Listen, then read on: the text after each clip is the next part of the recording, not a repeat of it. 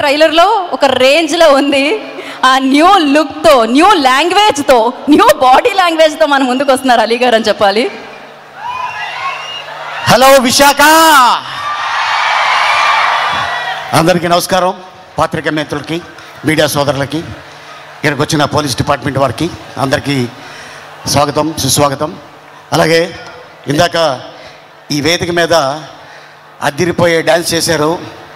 కళన్నా కళాకారులన్నా చాలా ప్రేమించే జిల్లా ఒకటి ఉందంటే అది విశాఖ జిల్లా.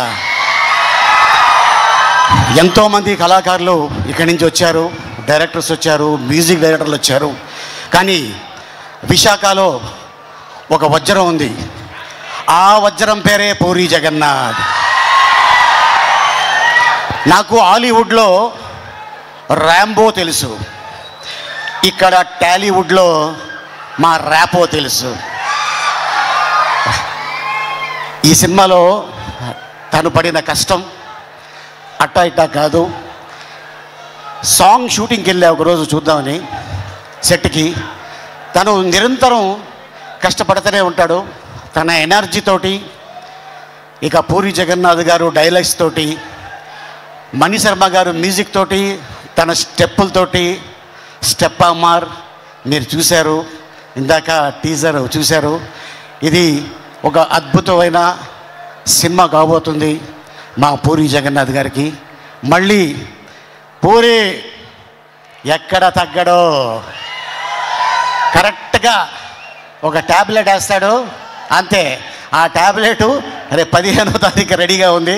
సో మీరందరూ రెడీగా ఉండాలని, అలాగే పూరి ఫ్యాన్స్కి, రామ్ ఫ్యాన్స్కి, ఇందాక మరి పూరి జగన్నాథ్ గారు తీసిన సినిమాలో అవ్వచ్చు, మొదటి సినిమా బద్రి, ఆ తర్వాత బ్యాక్ టు బ్యాక్ ఒక డైరెక్టర్కి ఇన్ని సినిమాలు, ఈడేట్ అవ్వచ్చు, అమ్మ నాన్న తమిళమ్మ అవ్వచ్చు, శివమణి అవ్వచ్చు, ఒక టెంపర్ అవ్వచ్చు, ఒక బిజినెస్ మ్యాన్ అవ్వచ్చు, అలాగే బుజ్జిగాడు ఫ్రమ్ చెన్నై,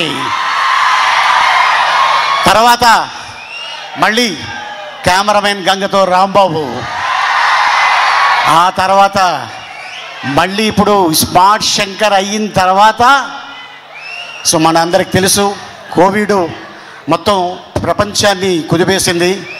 ఆ టైంలో లైగర్ సినిమా ఒక అద్భుతమైన చేయాలని చెప్పేసి అనుకొని ట్రై చేశారు. ఓకే, భగవంతుడు మనకి అవకాశం ఇవ్వలేదు. ప్రతి డైరెక్టర్కి, ప్రతి హీరోకి, ప్రతి నిర్మాతకి, ప్రతి బ్యానర్కి ఒక హిట్ ఫ్లాప్ ఉంటుంది. ఏ డైరెక్టర్ అయినా, ఏ నిర్మాత అయినా ఫ్లాప్ తీయాలనుకోరు, హిట్ తీయాలి అనుకుంటారు. ఎందుకంటే జనాల్ని మెప్పించాలి, హిట్ కొట్టాలి అని ఆ ఉద్దేశంతో ఒక పాయింట్ని తీసుకొని సినిమా చేయడం జరుగుతుంది. మళ్ళీ ఇప్పుడు ఈ ఆగస్టు 15th రాబోయే సినిమా డబుల్ స్మార్ట్ శంకర్. ఇక మా ర్యాపో థియేటర్కి పట్టిన తుప్పిని వదిలిపెట్టడానికి 15వ తారీఖు వస్తున్నాడు. సో మీరందరూ రెడీగా ఉండండి. అలాగే ఇక మా కావ్య క్యా కామ్ కర్ దియా, అరే రే రే రే రే రే, అమ్మాయి ఏం డ్యాన్స్ చేసిందంటే అద్భుతంగా డ్యాన్స్ చేసింది. అలాగే ఇక మా వంశీ, అలాగే మా భద్రం, మా విషు, తను కూడా చాలా కష్టపడి, అలాగే మా నిర్మాత చార్మి కౌర్ గారు అండ్ ఎంటైర్ యూనిట్ ఈ సినిమాని సక్సెస్ చేయాలని చాలా కష్టపడ్డారు. డెఫినెట్గా ఫలితం దక్కుతుందని నేను ఆశిస్తున్నాను. సో మా నమ్మకాన్ని మీరు ఒమ్ము చేయాలని నేను కోరుకుంటున్నాను. ఈ సినిమా పెద్ద హిట్ అవ్వాలని ఆ భగవంతుడిని కోరుకుంటున్నాను. ఈ అవకాశం ఇచ్చిన విశాఖ ప్రజలకి ధన్యవాదాలు. Thank you so much. Once again happy friendship day. ఓ హ్యాపీ ఫ్రెండ్షిప్ డే అలీ గారు. మీకు కూడా థ్యాంక్ యూ సో మచ్. కాదు, మీరు ఆ లాస్ట్ డైలాగ్ ఏదో ఆ లాంగ్వేజ్లో ట్రై చేస్తారేమో అనుకున్నా నేను. ట్రైలర్లో వచ్చిందే రోహిణితో చెప్తున్నారే, అది ఒకసారి అదేదో భాషలో విని, దాని అర్థం ఏంటో తెలియదు. ఇది అర్థం ఏంటంటే, ఇది అమెజాన్ ఫారెస్ట్లో ఒక లాంగ్వేజ్ ఉంది. ఆ లాంగ్వేజ్ని కనిపెట్టి ఆ క్యారెక్టర్ని క్రియేట్ చేసింది పూరి జగన్నాథ్. ఈడియట్లో మీకు తెలుసు, బండి మీద ఎందుకు వస్తానో, ఎందుకు ఇసుకేస్తానో నాకే తెలీదు.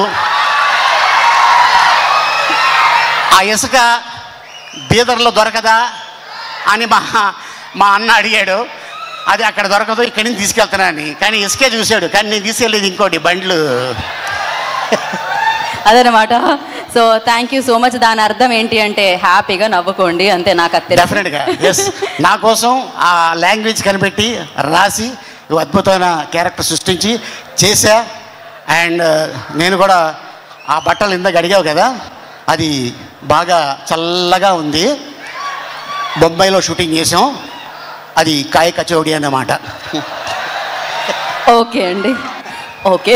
నేను దీని అర్థం తెలుసుకోవాలనుకోవట్లేదు. Thank you so much.